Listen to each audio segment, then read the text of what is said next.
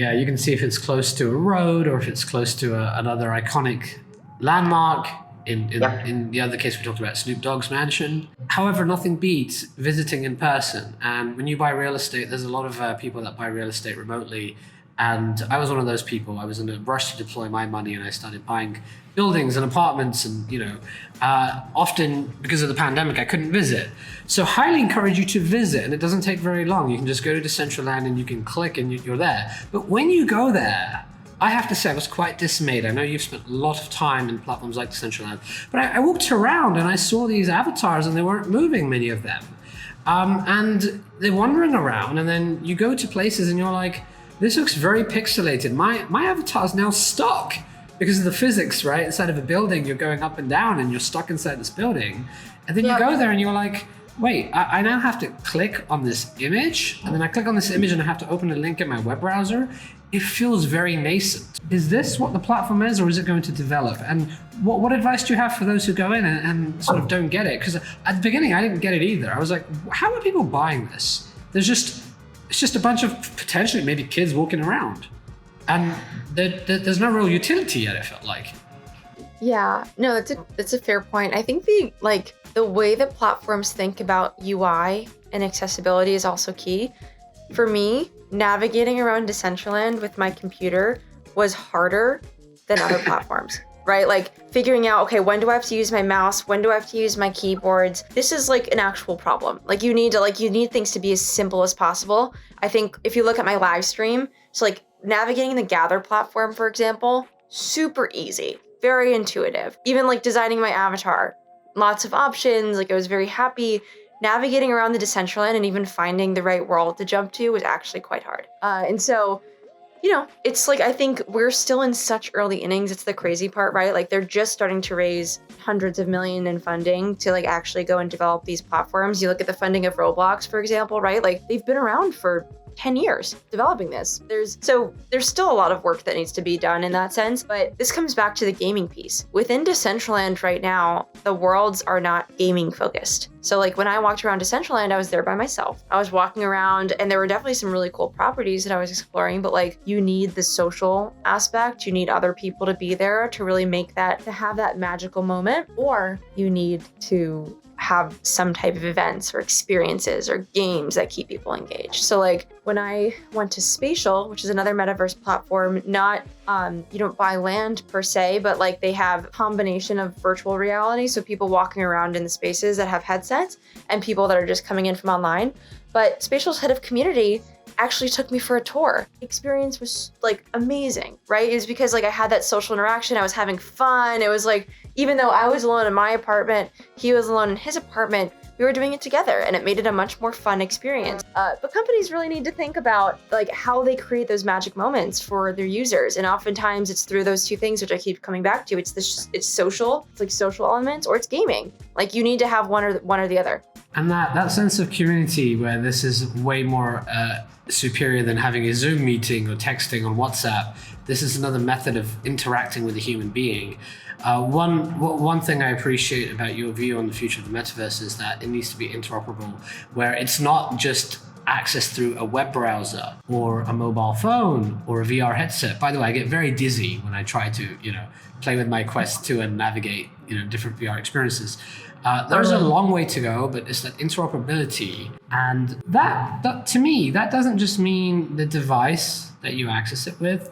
It means the ability for you to go from one metaverse to another. What's your thoughts on that notion of traversing from one metaverse to another metaverse? And what role do NFTs play in that as well? Yeah, well, I mean, that's kind of Genie's whole business model. Genie's is one of our portfolio companies at Lerer Hippeau, and they're, I would argue, the top sort of avatar company in the metaverse. And they have great partnerships with like huge music labels. Like they've worked with Justin Bieber and a ton of other people where, the idea or the thinking around that is if you are Justin Bieber and you are going to eventually play concerts at a bunch of different metaverses, you want people to recognize who you are and that this is the real Justin Bieber. Like when I was running around Paris World and Roblox, Paris Hilton has an avatar and she's sometimes in the game. But when she's in Paris World, there are a bunch of people that just change their name to Paris and run around pretending they're Paris Hilton. And so like, that's a real issue. Like I had a friend that sent me, when you take a selfie in the metaverse, you basically take a screenshot of your avatar next to someone else's. And I had a friend that was with me in Paris World, and he sent me a screenshot. He's like, oh my God, I found Paris. I'm like, that's not Paris. Like, that is not Paris. What are you talking about? And he was like, oh my God, like there's a poser? I'm like, yes, there's always posers. Like she has a little star above her head and whatever. Like this is what I think like companies like Genie's, where this interoperable nature becomes so important, right? It's like, I know what Justin Bieber's Genie's avatar looks like. And then Genies can think about how they integrate accessories, NFTs into that, because the hope is that you can use your Genie's avatar across all of these metaverses, right? And so that's kind of the big vision, is like this interoperable, open metaverse concept. And the same is true for like NFTs themselves. I think you look at a company like Jadu, for example, which I also mentioned in my article. They partnered with NFT projects like Meebits so that those Meebits can have hoverboards to transfer between worlds, right? It's like, and they're building their own metaverse. It's like, there's so many analogs between like in-person and digital reality, right? Like I never really thought about transportation in the metaverse, like how you get between worlds, but hoverboards make sense, right? It's like I think like the way that companies are thinking about that is very clever. But the whole hope is with this, with Genies in particular, but a lot of these like companies that are building for an open metaverse, it's eliminating confusion for the end user and helping to create some sort of standardization so it saves people time as well. The analogy that comes to mind is, I don't like the mobile app experience of ordering groceries. It's quite cumbersome. I can't find what I want.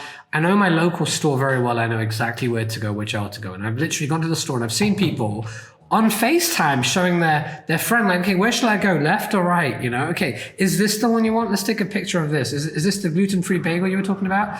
Walmart released an amazing sort of prototype of how a shopping experience would be in the metaverse. And I think the beauty of it is that it somewhat mimics our awareness of the spatial environment and location, and being able to go through aisle by aisle and take your item and put it in a cart and order it. So I'll challenge you on that.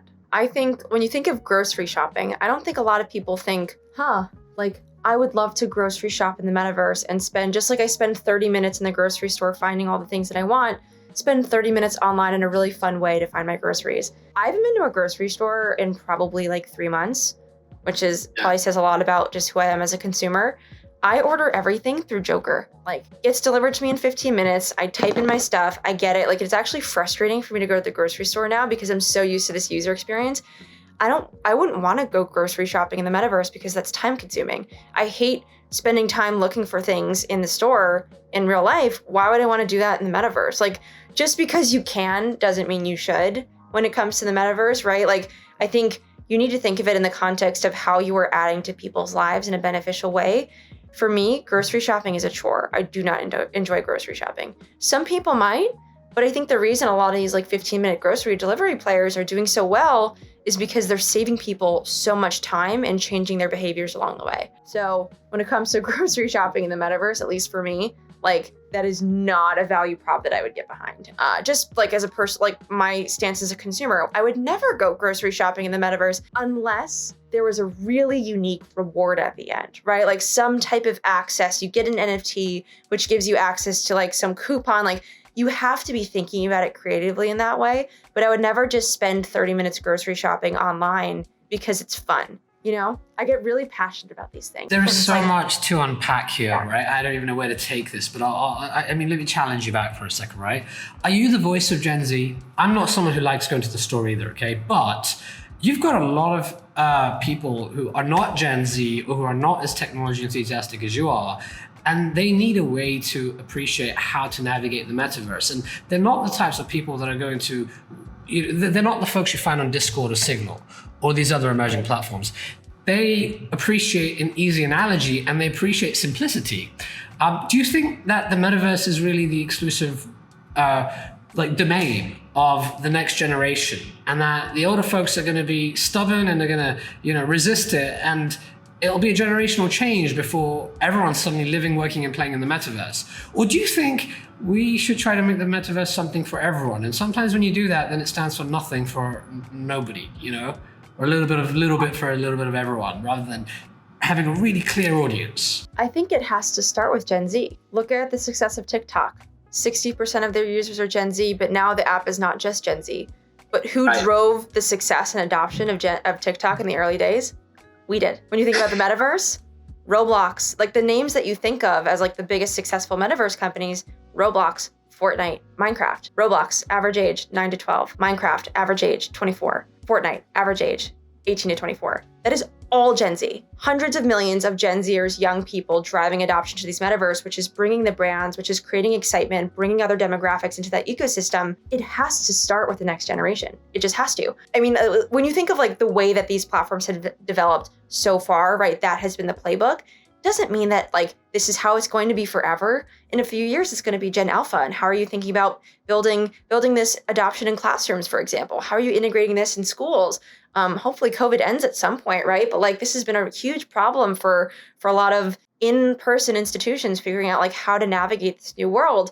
But the reality is like our generation has lived online digitally our entire life. So it's easy. It's easy to like to navigate and be brought into these ecosystems. It's not like, again, I've been playing Webkins and Club Penguin since I was 8 years old. Like I grew up doing this. And so it's not something new to me. And this is also just like how we interact and how we engage with one another. It's digitally.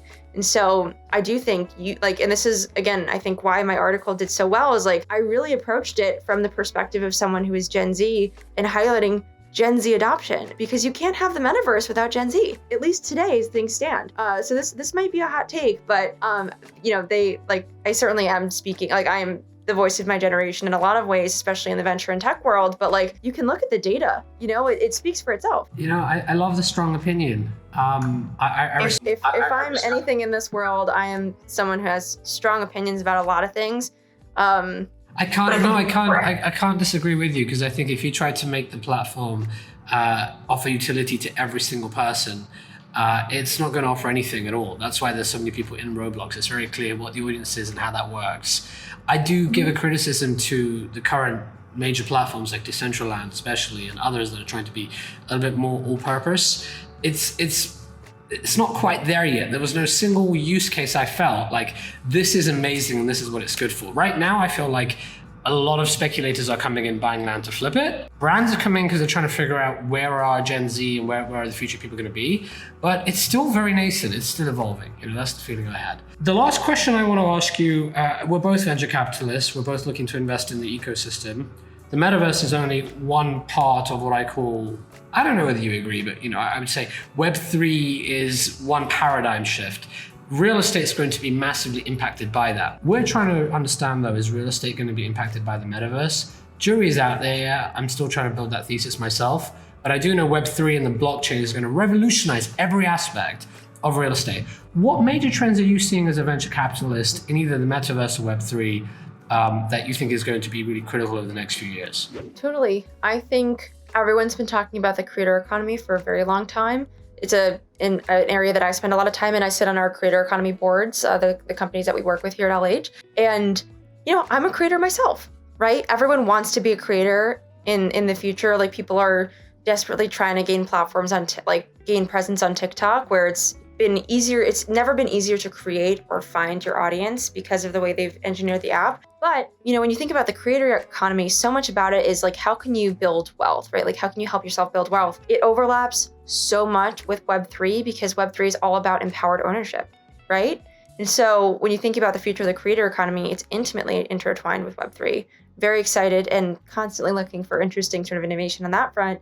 And I think on the flip side too, again, when you think about the next generation, the generation that's coming up and how people engage online, the next generation of consumers are going to be gamers. They're going to be one and the same. You might not consider yourself a native gamer. Like I never really did, but I am. I have been. Like I was like the ultimate nerd growing up. Like all I wanted to do was spend time on the computer playing like Secret Agent Barbie on my CP back when I had a desktop computer. Then it was Club Penguin, then it was Webkins, then it was The Sims. Now it's like that narrative, even though I don't necessarily think of myself as a gamer, I am. Like, people spend time playing with one another online, and that's gaming. And so I think play to earn gaming is going to be really interesting. Like, what does the next Axie Infinity or Zed Run look like? How are they thinking about accessibility to multiple people versus just those that can afford NFTs? So I think that's certainly an interesting area. And again, I think like it really does tie, like a lot of these themes are coinciding, right? Like, how are you empowering people to create their own NFT projects that can perpetuate more utility in the metaverse?